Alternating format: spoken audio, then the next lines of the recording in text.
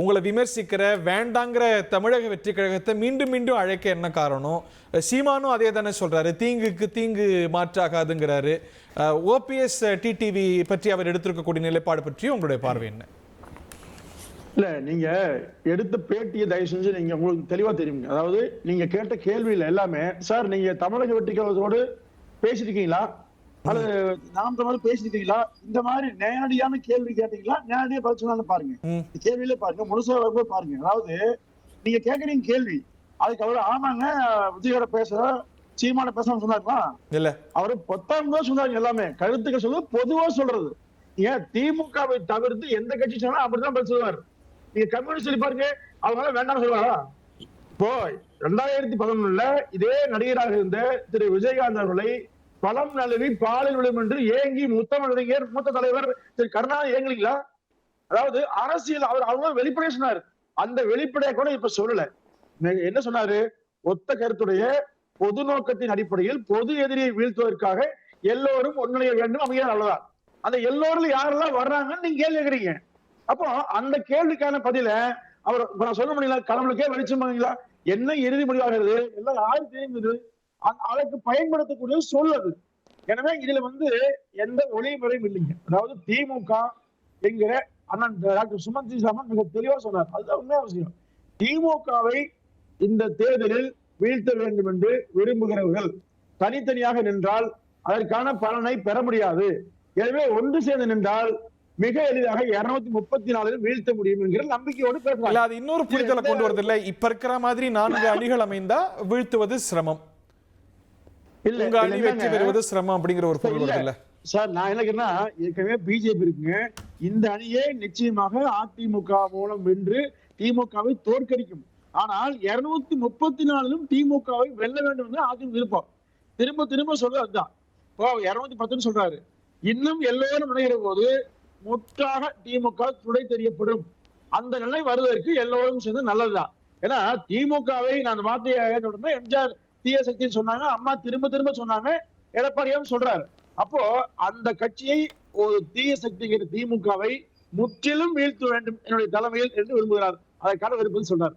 இப்போ தினகரன் சொன்னீங்க, அதாவது அரசியல்ல சார், அரசியல நெட்டுக்கு நேரம் பேச முடியாது சார்.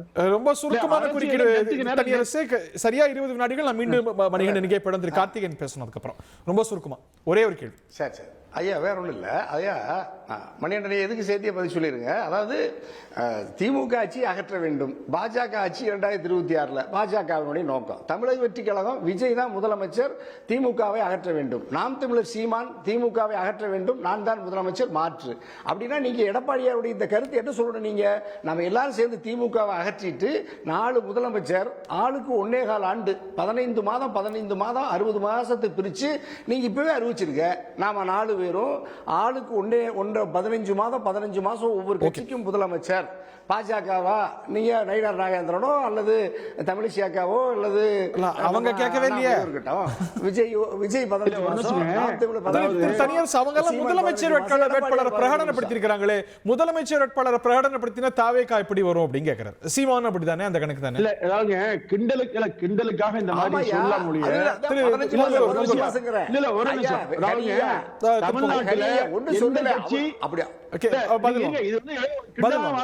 தமிழ்நாட்டுல எந்த கட்சி தன்னை முதலமைச்சர் என்று சொல்லலன்னு சொல்லுங்க. திரு விஜயகாந்த் சொல்றீங்களா? பாமக சொல்லியா? இல்ல பிஜேபி சொல்லியா? யார் சொல்லன்னு சொல்லுங்க.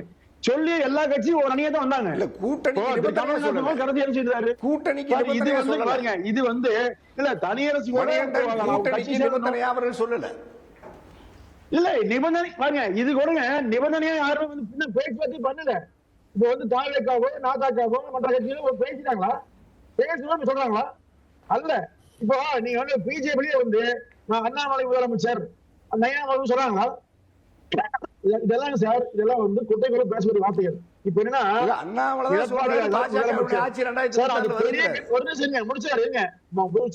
அதிமுக தான் பெரிய இயக்கம். அதிமுக தலைமை எதனால் மட்டும் வெற்றி கொள்ள முடியும். திமுகவை வெல்ல வேண்டும் என்று சொன்னால் பெரிய வாக்குகள் உள்ள அதிமுக வெல்ல முடியும் என்று. இப்போ திரு தினகரன் குறித்து சிலேடையாகத்தான் பேச முடியும். எந்த கட்சியுமே அரசியல் என்பது அண்ணா சொன்ன மாதிரி ஒவ்வொரு அடியும் அடியெடுத்து வைக்கணுங்க.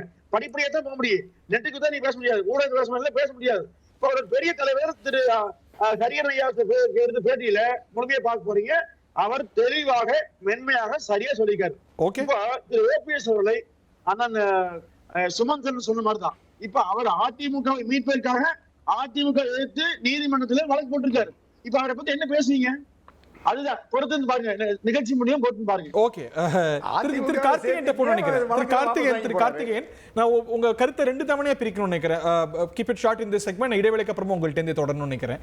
திரு பொங்கலூர் மணிகண்டன் சொல்றதுல ஒரு லாஜிக் பாருங்க.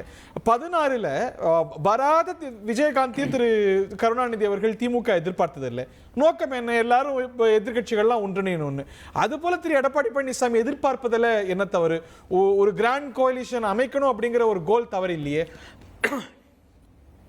இல்ல, ஒரு கிராண்ட் கோலிஷன்ல அலையன்ஸ், ஒரு கிராண்ட் அலையன்ஸ் உருவாக்கணுன்றதுல தவறு கிடையாது. அது இன்னும் திமுகவை தவிர அனைத்து கட்சிகளும் வாங்க, பிஜேபியும் இருக்கலாம், இடதுசாரிகள் இருக்கலாம், காங்கிரஸும் இருக்கலாம், விசிகேவும் இருக்கலாம், விஜயும் இருக்கலாம், எல்லோரும் இருக்கலாம்னு ஒரு கட்சி எதிர்பார்க்கிறது. அதை சாத்தியப்படுத்தினாலும் அவர்களுக்கு அது லாபம்னா அவர்களோட இஷ்டம். யாருமே ஏங்க இவர் அலையன்ஸுக்கு கூப்பிடுறீங்கன்னு யாரும் கேள்வி எழுப்பலாம் முடியாது.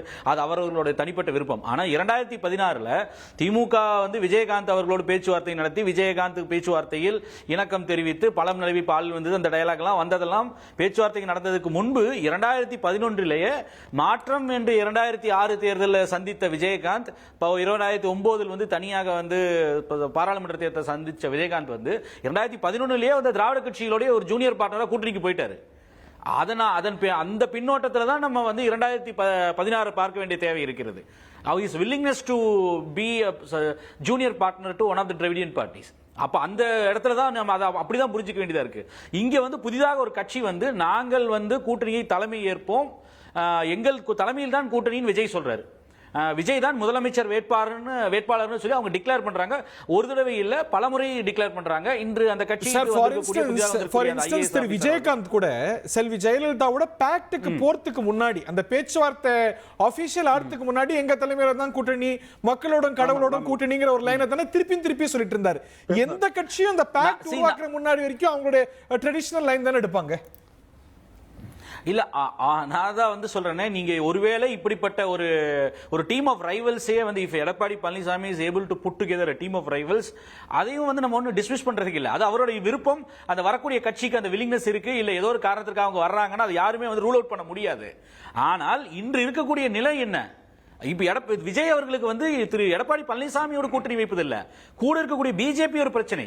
இன்று கொடுத்திருக்கக்கூடிய பேட்டியில, நம்ம தந்தி டிவி கொடுத்த பேட்டியிலும் சரி, ஒரு ஆங்கில பத்திரிகை கொடுத்திருக்கக்கூடிய பேட்டியிலும் சரி, அவர் திட்டவட்டமாக சொல்கிறார் 100% பாஜகவோடு கூட்டணி தொடரும், அது இன்டாக்டா இருக்குன்றத அழுத்தம் திருத்தமா சொல்றார்.